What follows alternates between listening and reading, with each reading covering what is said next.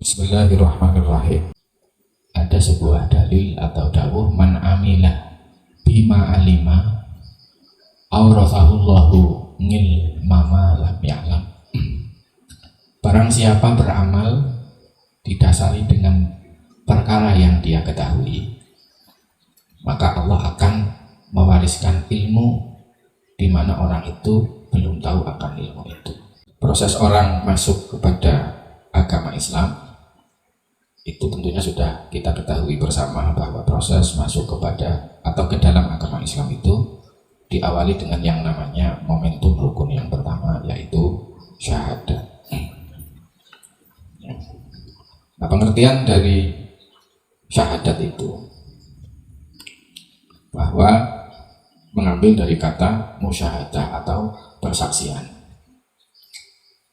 Menurut Imam Al-Junaidi Al-Baghdadi, beliau berdawuh al-musyahadatu wujudul haqqi fuqdanahu. Musyahadah itu menemukan hak atau mengerti hak Allah yang maha hak. Nah, sehingga dengan mengerti adanya Allah, dia kemudian sadar bahwa dirinya itu sebenarnya tidak ada. Itu musyahadah. Di kata-kata musyahadah itu artinya adalah bersaksi. Sebagaimana rukun Islam yang pertama, kita itu sebelum melaksanakan sholat itu dituntut untuk melakukan atau mengamalkan syahadat itu sendiri. Syahadat ini dituntut kepada setiap orang yang memang kepingin masuk agama Islam, karena memang syahadat menjadi madkhulun ilal Islam, tempat atau pintu masuk ke dalam agama Islam. Nah, kemudian syahadat itu sendiri meskipun rukun yang pertama, tetapi syahadat itu sendiri justru khulasatu ta'alimil Islam. Khulasah itu berarti intisari dari ilmu-ilmunya Islam atau pembelajaran Islam itu sendiri. Terus kemudian syahadat itu juga merupakan haqiqatu ta'watir rusul, hakikote atau sejatine pengajake para utusan. Dengan demikian, dari paparan yang disampaikan tadi, mestinya kita semuanya sebagai pelaku ya, atau pengamal rukun-rukun Islam mestinya harus mampu memahami, menyadari betapa pentingnya syahadat. Orang mungkur diucapkan dong, sehingga kita tidak sebatas mengucapkan, tetapi kemudian memahami artinya. Selanjutnya kita itu bisa merasakan syahadat itu sendiri. Dengan demikian, ketika kita sudah melafadzkan, kemudian mengerti artinya, kemudian mengalami atau merasakan, barulah setelah kita mengucapkan secara fisik, secara bibir, kita ruhaninya mengalami, sehingga Islam kita itu zahiran wa batinan, sebagaimana perintah Allah dalam Al-Quran, udkhulu fis-silmi kafah, masuklah kepada Islam dengan kafah secara total, yakni lahir dan batin, jasmani dan rohani. Dan tentunya bahwa setelah kita tahu bahwa syahadat ini adalah sejatinya dakwah, pengajak-ajak para utusan, intinya itu di syahadat, maka seyogyanya kita nanti mampu memahami bahwa dua kalimat syahadat adalah intisari dari ajaran Islam. Dan selanjutnya, syahadat ini ya kalau sudah masuk ing badan kabeh jeroan tegese zahir lan batin, maka diharapkan syahadat itu merupakan konsep dasar reformasi total kehidupan umat manusia. Maksudnya dia, ketika orang sudah mengucapkan, memahami arti, setelah memahami arti kemudian merasakan syahadat bahwa yang ada ini hanya Allah, maka itu menjadi reformasi. Re itu ulang, formasi itu susunan, disusun ulang. Tersusun ulang kesadaran batinnya bahwa yang ada ini Allah, Untuk sampai pada kesadaran bahwa yang ada ini Allah, baik secara ilmu pengetahuan yang kita ikuti bersama pada majelis ini sudah diterangkan, kita rambatannya kudu ngerti sifat wajib Rabbul. Allah wujud ditambah mukhalafatu lil hawadisi qiyamuhu bi nafsihi wahdaniyah qudrah iradah ilmu hayat sama basur kalam qadiran muridan aliman hayyan sami'an basiran mutakaliman. Angger cara kiai-kiai kuno niku ngakoni 50 utawa iket. Ini untuk reformasi total. Sebab angger wong ora ngerti sifat-sifat Gusti Allah, iya wong kuwe kaya hewan. Maksudnya kaya hewan, dia kesadarannya itu ya hewan, tidak menyadari bahwa sebenarnya yang ada ini Allah. Nah, kenapa dikatakan bahwa syahadat ini merupakan konsep dasar reformasi atau mengatur atau menata ulang total kesadaran umat manusia? Karena memang setiap manusia itu di alam kandungan itu ya sudah bersaksi, menyadari bahwa yang ada ini Allah. Nah, kesadaran yang ada ini Allah, itu momentumnya dulu ketika umur kandungan 4 bulan, kemudian Allah menghembuskan ruh atau sifat hidupnya, sehingga jabang bayi itu mengalami proses ada yang tadinya tidak ada menjadi ada. Maka bayi itu sama dengan sedang dipersasikan bahwa yang ada ini Allah, yang ada ini Allah. Itu tembang, kalau di dalam filosofi Jawa ditembangkan dengan macapat mas kumambon. Nadian silih bapak biung kaki ini sediulur yang sana lamon apa kayak nurut tang kecik nora pantes yente muto. Meskipun bapak biung kaki ini sedulur sanak keluarga, angger pancen perintah ngajak sing ora bener nora pantes yente muto, ora patut tetut buri. Iki Mas Kumampang. Kemudian mijil lahir zahir. Itu masih fitri, masih suci. Maksudnya sebagaimana dawuh Kanjeng Nabi, kullu mauludin yuladu ma'al fitrah, setiap bayi yang lahir itu fitrah suci. Ya, dimana kesucian bayi itu, ya, Allah juga berfirman dalam Al-Quran, fitratallahi fataran nasa 'alaiha. Fitrahnya Allah, kesucian Allah itu sudah diberikan kepada setiap manusia, sehingga bayi itu suci. Sucinya bagaimana? Yang dimaksud suci ya suci dheweke belum melakukan perbuatan-perbuatan ya. Yang jelas fitrah sucinya itu bayi niku lahir ke alam dunia ini belum terkontaminasi, kontaminasi berarti apa ya bahasanya, urung kecampuran sesuatu yang dari luar yang kemudian masuk ke ranah batinnya, sehingga keberadaan atau adanya suasana batinnya bayi itu masih suci. Urung kelebon pirang-pirang, banjur bayi niku bertumbuh dan berkembang, otaknya berkembang. Otaknya berkembang nggih, ngerjere ibu-ibu ke umur 7 bulan, setahun nggih sudah bisa meniteni itu, mengidentifikasi, meneliti. Oh, kayak bapak, kayak biung, kayak kakang, kayak adik gitu. Sehingga di dalam batinnya sudah mulai kemasukan sesuatu yang dari luar yang diciptakan oleh pikiran-pikirannya, yang akhirnya jabang bayi itu menyimpulkan akhirnya, oh aku deneng sudah mulai itu aku dijenengi kiye. Mulane jabang bayi niku angger diceluk nama tertentu, suwe-suwe dheweke jelinguk mlengos. Nah itulah kemudian pada saat itu kefitrahannya sudah mulai hilang. Dan ketika fitrah kesadaran yang ada hanya Allah itu mulai ketutup ketika si jabang bayi ini menyimpulkan akulah yang ada. Berkembang, beruh ngerti pirang-pirang, secara otomatis perasaan nafsunya juga ikut berkembang, karena perasaan nafsu itu sangat tergantung dengan apa yang dia pikirkan. Akhirnya beruh pirang-pirang, kepengen pirang-pirang. Diawali dengan jajan, duit, niku bocah. Terus sampai pada umur dia sudah bisa membedakan kanan dan kiri menurut bab fikih, jenenge mumayyiz atau tamyiz. Tamyiz itu mayyizu, sudah bisa membedakan mana kanan mana kiri. Kalau di dalam ilmu fikih itu 7 tahun. Maka bayi ini atau bocah ini ning wong tuane niku wajib diperintah sholat. Sholat, sholat. Maksudnya, maksud daripada sholat itu ya tentunya tadi yang saya terangkan bahwa secara syariat itu dengkal dengkul.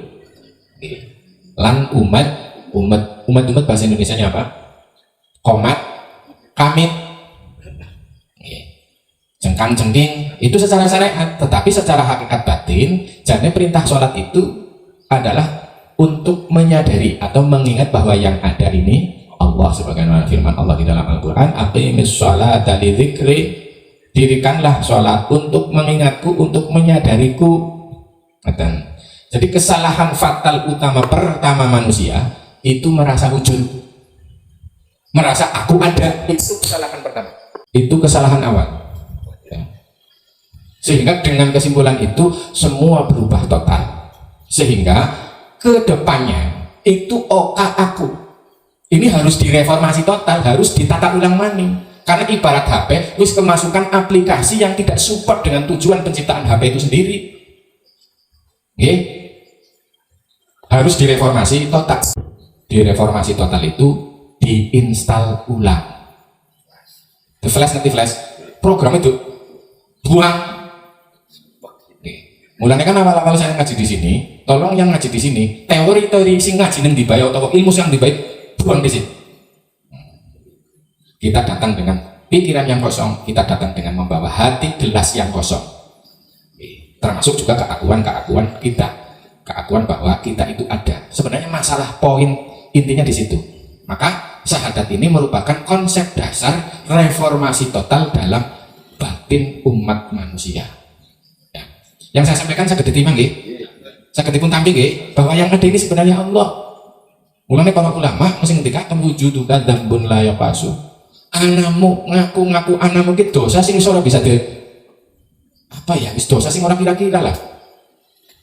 Sebab kan ora dihapus keakuanmu, yo tetep aku.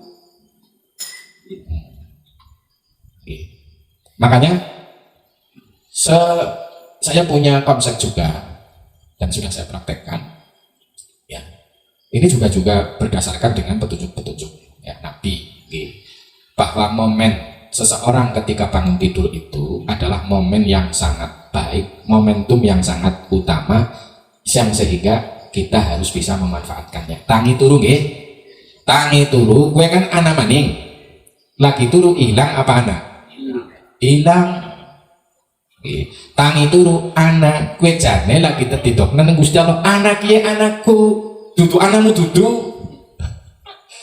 Mulanya Kanjeng Nabi marahi tangi turu kon maca lan menghayati, merasakan hatinya sadar, alhamdulillahilladzi ahyana ba'dama amatana wa ilaihi nusyur. Segala puji bagi Allah yang telah menghidupkan atau yang telah mengadakan. Menghidupkan kan sebagaimana ketika disemprong jero kandungan, sebagaimana juga ketika lahir ke alam dunia. Sehingga momentum bangun tidur itu adalah sebenarnya momentum Allah menghidupkan kita untuk kesekian kalinya. Maka akan sangat baik sekali kalau doa bangun tidur itu kita amalkan. Syukur orang bersepisan dok. Pingkira betul ya benar. Alhamdulillahilladzi ahyana ba'dama. Tapi sambil dipahami artinya, sambil dirasakan sensasi adanya itu. Kenapa bangun tidur pertanyaannya? Karena orang bangun tidur ki utek pikirannya durung begitu aktif. Nah, kenapa? Karena keakuan itu muncul dari kesimpulan-kesimpulan pikiran. Biasanya wong tangi turu ya jebredes. Antara orang sadar anane Allah biasanya terebut nang pikiran atau perasaan keinginan. Oh iya nyong arep gawe kopi, oh iya nyong kemutan tegesane urung entong, oh iya nyong ki dina ki arep maju lagi ya, nyong dina ki arep niliki Blumbang, nyong dina ki arep maring kantor, inyong gue. Berarti adanya Allah itu sama-sama dengan ketutupan inyong dari pikiran, aku dari pikiran itu.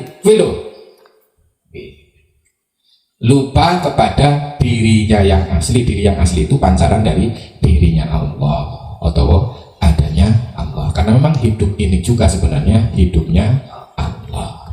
Nah,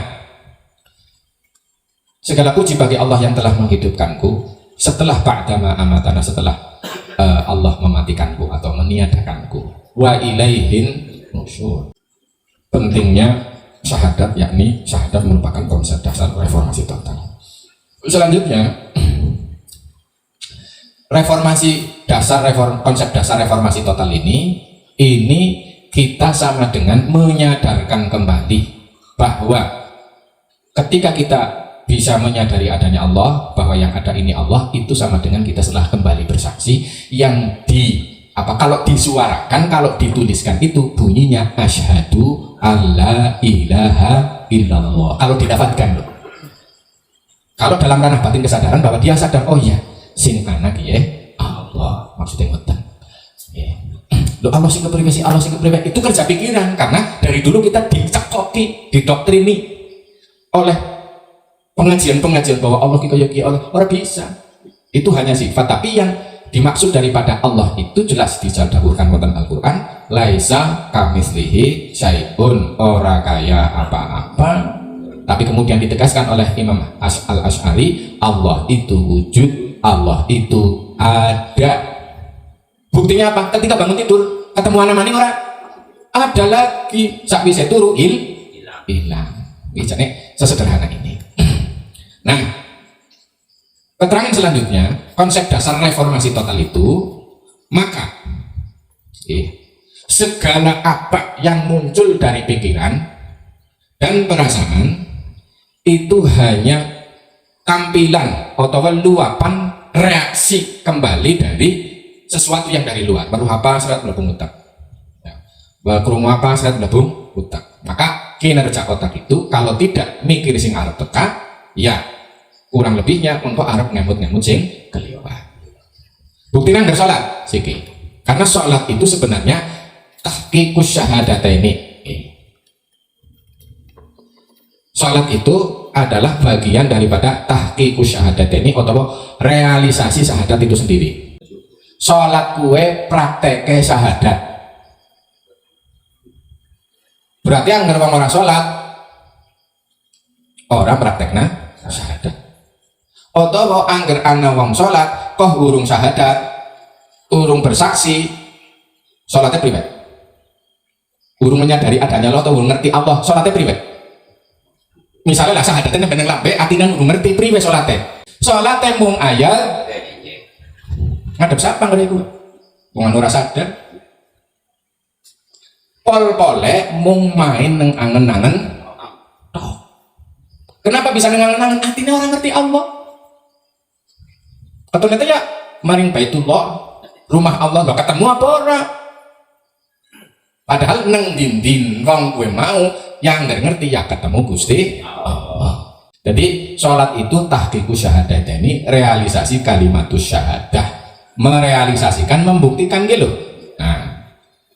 Nah selanjutnya ini syahadat atau kesadaran bahwa yang ada ini Allah, kita awali dengan bangun tidur dipraktekkan. Orang ketang berapa menit biasanya tang itu biasanya pikiran bisa meloncat-meloncat apa betul? Meloncat-meloncat kesampak maring Angus kadung meloncat priwe bisa apa-apa bisa lah. Tapi balik maning saya bikin nafas, sadar bahwa yang ada ini Allah. Berdasar ini ku wong urip niku dasare syahadat, sadar sing anake Allah kuwi disit. Wong urip iku juga ya kuwe.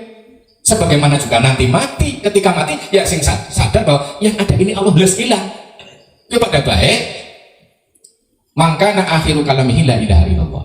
Atau man mata wa huwa ya'lamu annahu la ilaha illallah dakhala al-jannah. Sangka wong mati pindah ngalam kok dia sadar dan ngerti bahwa yang ada ini Allah, yang mlebu surga. Niku sing kategori minal muqarrabin. Wong sing diparepna karo Allah. Sebenarnya bahasa dekat jauh itu sebenarnya bahasa kiasan tok. Ya. Bahasa sanepat tok. Mung sing anak Allah kok bisa adoh perek. Karena nggak secara logika hayal nggih. Wong sing anak Gusti Allah tok. Niku. Nah, kenapa kok kemudian ada istilah jauh, istilah dekat, istilah ketutup, istilah kebuka? Itu hanya sandiwara pikiran. Nah, pikiran itu dari mana? Pikiran itu dari pengaruh eksternal. Ya, pendidikan atau pengajaran yang tidak tuntas, yang hanya berbasis teori tapi justru menjadi sampah. Kenapa menjadi sampah? Kumribu kita akhirnya jadi orang paham, padahal gawan bayi gue paham Allah aslinya. Sebagaimana Nabi Ibrahim dibuang nang biyunge nang alas nang gunung dan ketemu Allah. Nabi Ibrahim.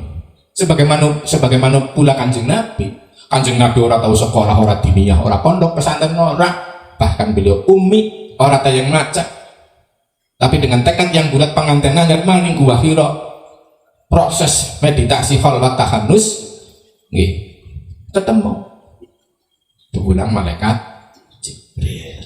Jadi menungsake aslinya sudah bertuhan, sudah bersama Tuhan dan sudah mengalami Tuhan itu sendiri.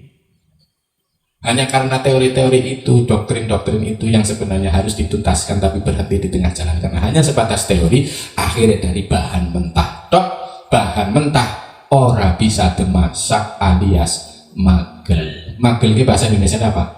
Bontok, bontok ya bahasa Indonesia ya. Priwe bahasa Indonesia magel. Karena bantat menungsane ya jadi bantat. Merah merubes wonge. Gelang mayoritas agama Islam, tapi kan wongnya rubes kok. Partainya Islam, benderanya ya ada tulisan dari, tapi rubes. Yang bantat sih gue, orang sadar benar-benar menyadari Allah. Nah ini makanya konsep dasar reformasi total itu bahwa menyadarkan kembali, menungsak anak mukmin dan anak Allah. Maksudnya nganggo anaknya Allah. Ini dari diri reformasi. Oh berarti kalau sudah begitu, ketika orang sadar yang ada ini Allah, maka lintasan pikiran, angan-angan dan perasaan itu setan. Itu setan. Itu negatif, itu gelap. Sementara Allah itu terang benderang, maha nyata. Maka untuk sampai kepada mempraktekkan syahadat itu, ini kalau orang yang sudah syahadatnya membaik, normal kembali sesuai dengan setelan pabrik, maka ciri-cirinya adalah dia selalu kembali kepada kesadaran hati.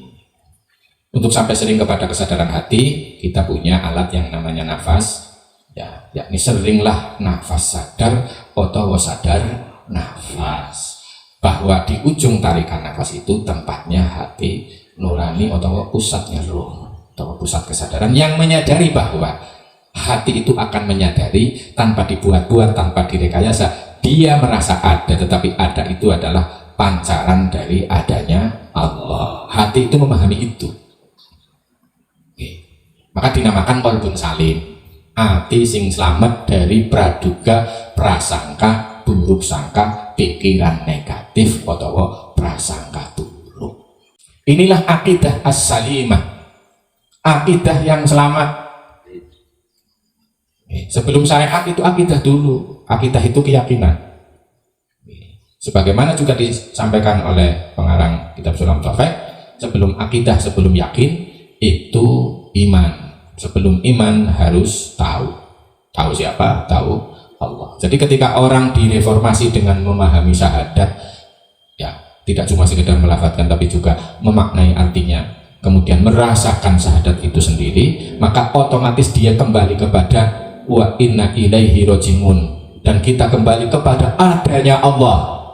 Sadar yang ada ini Allah itu masuk pada ranah ma'rifatul zat itu laisa kamitslihi syai'un. Kemudian diterangkan wonten sifat bajing 20, Allah wujud, Allah ada meliputi langit bumi, meliputi lahir batin manusia. Kemudian diteruskan lagi ma'rifatus sifat dan asma, mengenal sifat dan nama itu momentumnya adalah di hati nurani. Terus kemudian ma'rifatul af'al atau tauhidul af'al itu ngerti perbuatan Allah. Perbuatan Allah itu yang paling dekat ya fisik kita. Mulai dari saripati tanah, dadi mani, dadi getih, dadi daging, dadi balung, terus kebungkus daging maning. Wah, ana sirah meripat kuping sak piturute jebret lahir dadi gedene semene. Ini perbuatan Allah. Maka dengan demikian juga bisa dipahami bahwa zahir manusia itu bukan apa-apa, dia hanya peralihan dari bentuk satu ke bentuk lainnya. Batin manusia itu sebenarnya bukan siapa-siapa, karena itu merupakan fenomena wujudullah atau adanya Allah. Kesimpulannya, ketika kita tidak menggunakan teori pikiran kita, kita itu sudah kembali kepada Allah, memahami yang ada ini Allah. Jadi orang butuh teori muluk. Wis kawan bayi kabeh menungsa ki asline wis menyaksikan anane Allah itu, menungsa itu wa nasu kulluhum yusyahidunahu. Setiap manusia, seluruh manusia itu menyaksikan adanya Allah. Kenapa menjadi tidak paham? Karena siji ketutupan teori, nomor loro ketutupan keakuan. Lah sumber sifat-sifat buruk itu keakuan. Keakuan itu kolaborasi campuran antara pikiran dan nafsu perasaan. Makanya setelah kemudian direformasi total dengan makna atau rasanya syahadat, maka akan mempengaruhi kita menjadi qalbun salim, kembali kepada kawan bayi, dan itu tidak serta-merta bisa seperti itu, karena godaan yang datang dari perasaan nafsu dan pikiran itu akan selalu muncul. Nah, modalnya kita apa? Modalnya cukup kesadaran. Kesadaran apa? Ya kesadaran kembali bahwa yang ada ini Allah. Jadi eling lan waspada. Terus realisasi daripada atau praktek daripada syahadat yang sering dipraktekkan lewat sholat dan amal-amal rukun Islam yang lain, kita nanti akan mempunyai aklun zakiyun atau akal yang cerdas. Akal yang cerdas itu akal kemudian menjadi tahu bahwa semuanya ini adalah tampilan keberadaan Allah, baik dari zat atau wujud adanya Allah yang tidak seperti apa-apa, yang dengan adanya Allah kita jadi keduman melu-melu ana, itu ma'rifatul zat. Kemudian ma'rifatul sifat, bahwa atau asma, mengenal sifat dan nama, itu momentumnya adalah ketika kita mengalami atau merasakan bahwa kesimpulannya kayak baik, yang tidak seperti apa-apa itu kemudian dialami atau kita merasakan di dalam hati kesadaran murni kita itu merupakan tampilan sifat-sifat terpujinya Allah. Jadi ketika kita kembali kepada kesadaran hati dengan zikir nafas, karena di dalam hati itu tidak ada benci, tidak ada dendam, tidak ada sesuatu yang negatif-negatif, yang ada hanya permakluman, ya tidak ada apapun kecuali satu yang baik. Akal itu kemudian paham, itu aklun zakiyun. Terus mengetahui, akal itu kemudian menjadi merespon, mengetahui bahwa oh ternyata fisik ini hanya peralihan bentuk, mulai dari saripati tanah, mani dan seterusnya sampai menjadi fisik kita ini. Akal kemudian merespon, oh Quran gitu boleh, awakku ke Quran, wit-witan Quran, langit Quran, udan Quran, awan langit Quran, tadabbur Quran. Kita itu bagian dari Quran. Quran bukan cuma Quran kan ini yang galing ditulis itu aja, tapi hidup ini, lahir batin kita ini Quran. Tanpa ditulis iso diwaca. Jadi akalnya cerdas. Wong maca Quran ke ora sekedar maca sebenarnya. Tapi itu tadi ngerti artinya, ngerti buktinya. Mulanya bagi teman-teman yang masih punya kelemahan dalam menerjemahkan Quran, alangkah baiknya deres Qurannya sing ana terjemahnya. Maca Quran sah maknane. Ora kaya mau ngombe susu. Ngombe susu glenggem. Ini yang disinggung oleh Kanjeng Nabi. Umatku besoknya maca Quran kayak ngombe susu. Glenggem. Orang merubah karakter. Kenapa kok karakter itu dirubah? Karena dulunya itu suci, bersih, tidak ada kecenderungan ini itu. Kudunya ngerarep balik wa inna ilaihi raji'un. Ya kudu bersih maning.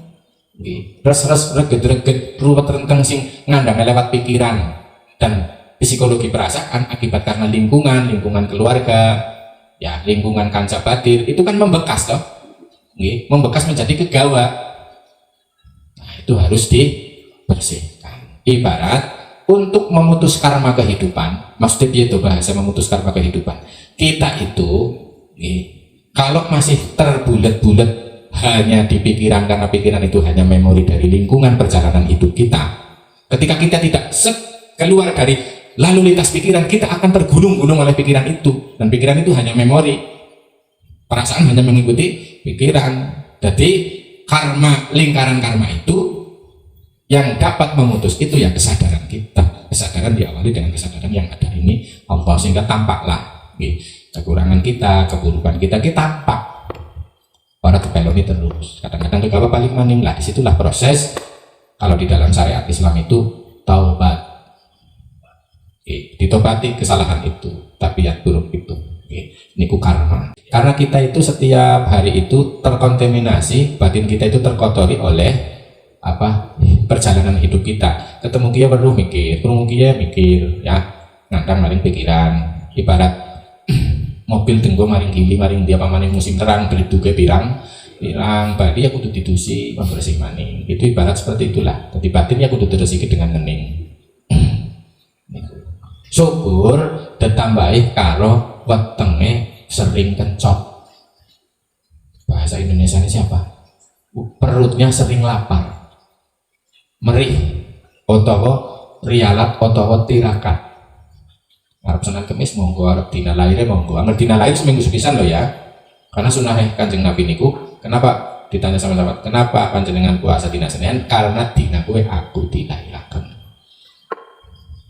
Itu untuk lebih cepat sering bisa balik mari kesadaran awal, kesadaran bayi itu kesadaran hati nurani tanpa terjebak oleh pikiran-pikiran kita. Karena pikiran itu pasti akan menciptakan masalah. Jadi masalah itu muncul dari pikiran. Yang sebenarnya hidup itu tidak ada masalah aslinya. Dia hanya akan bergulir sesuai dengan takdir Allah. Responsibility atau respon pikiran itu sebenarnya digunakan untuk mencari solusi. Ya, orang malah tadi nambahi solusi. Itu sebenarnya itu. Ini karena di situ ada perasaan nafsu, nafsunya kemudu, kuduali tambah luwet maning. Ya, akhirnya tambah budak maning. Si kudune bening, budak maning, iwake ora kena. Maksudnya iwak niku ketenangan dalam menjalani hari-hari. Maksudnya apa? Uripnya untuk dinikmati, bukan untuk diresahi. Nah, seberapa persen kita menikmati hidup daripada menyesali ngersula urip? Akeh menikmati apa yang ngersulane? Ya mati bae berarti. Mati gelem apa ora? Itu kan akibat karena prosentase kesadaran kita itu yaitu kue. Wis kena dibuktikna. Cara ilmu kimia kan kemenangan kebedak. Cara ilmu matematika algoritmanya wis ketemu rumusnya. Berarti kita itu tadi terlalu banyak di kesadaran manusianya, yaitu pikiran dan perasaan, tidak kembali kepada kesadaran yang frekuensinya Tuhan apa kesadaran hati itu tadi. Jadi meskipun mungkin lagi sesibuk apapun, sering-seringnya nafas sadar. Nafas sadar gampang apa ngel? Nafas kalau sadar. Untuk apa? Untuk meredakan pikiran. Dengan kita nafas sadar, kita kembali menyadari adanya Allah satu. Kedua, bahwa materi fisik kita itu terkoneksi dengan semesta. Karena angin pun ada di dalam tubuh kita, api, air, tanah. Itu terkoneksi secara energi, sehingga selaras. Tingkat stresnya menurun.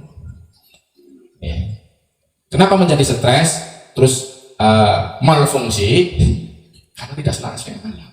Muncul penyakit, muncul stres, muncul tekanan darah tinggi, muncul pirang-pirang. Karena apa? Tidak selaras dengan semesta. Kurang lebihnya demikian. Sudah saya katakan tadi bahwa Islam itu meliputi Islam dohiron dan Islam batinan. Islam dohiron itu fisik, Islam batinan itu ruhani atau hati-hatinya mengerti. Billahi taufiq wal hidayah wal ridho wal inayah wal afu minkum. Wassalamualaikum warahmatullahi wabarakatuh.